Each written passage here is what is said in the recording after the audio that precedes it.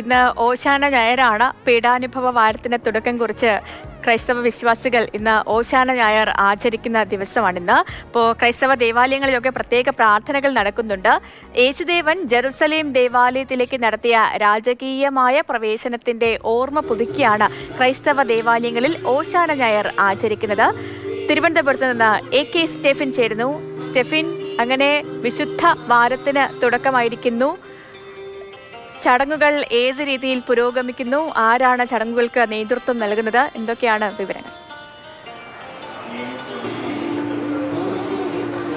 സേതുലക്ഷ്മി, യേശുക്രിസ്തുവിന്റെ പീഡാനുഭവത്തിന്റെ ഒരാഴ്ചയാണ് ഇനി വരാനിരിക്കുന്നത്. അതിന്റെ തുടക്കം കുറിച്ചുകൊണ്ട് ഓശാന ഞായർ ക്രൈസ്തവ വിശ്വാസികളെല്ലാം തന്നെ ആഘോഷിക്കുന്ന ആ ഒരു ചടങ്ങ് ഇപ്പോൾ പുരോഗമിച്ചുകൊണ്ടിരിക്കുകയാണ്. ഇപ്പോൾ ഉള്ളത് പാളയം പള്ളിയിലാണ്. പാളയം പള്ളിയിൽ ലത്തീൻ അതിരൂപത ആർച്ച് ബിഷപ്പായിട്ടുള്ള തോമസ് ജെ നെറ്റോയാണ് ഈ ശുശ്രൂഷകൾക്ക് കാർമ്മികത്വം വഹിക്കുന്നത്.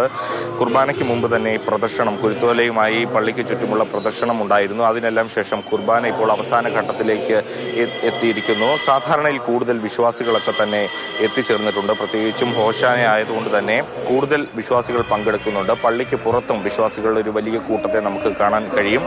വരുന്ന ദിവസങ്ങളിൽ ഒരു നേരത്തെ സേതു സൂചിപ്പിച്ചതുപോലെ തന്നെ ഒരു യേശുക്രിസ്തുവിന്റെ പീഡാനുഭവങ്ങൾ, അതുമായി ബന്ധപ്പെട്ട വിവിധ ശുശ്രൂഷകളാണ് ഇനി വരാനിരിക്കുന്നത്. പെസഹയുടെ ശുശ്രൂഷ, അതോടൊപ്പം തന്നെ ദുഃഖവെള്ളിയുടെയും ഈസ്റ്ററിന്റെയും ഒക്കെ ശുശ്രൂഷകൾ ഇനി അടുത്ത ഒരാഴ്ച വരാനിരിക്കുന്നുണ്ട്. അങ്ങനെ ഒരു വിശുദ്ധ ഭാരത്തിലേക്ക്, ഒരു പ്രാർത്ഥനാമുഖരിതമായ ഒരാഴ്ചയിലേക്കാണ് ക്രൈസ്തവ വിശ്വാസികളെല്ലാം തന്നെ കടക്കുന്നത്. ശരി സ്റ്റെഫിൻ.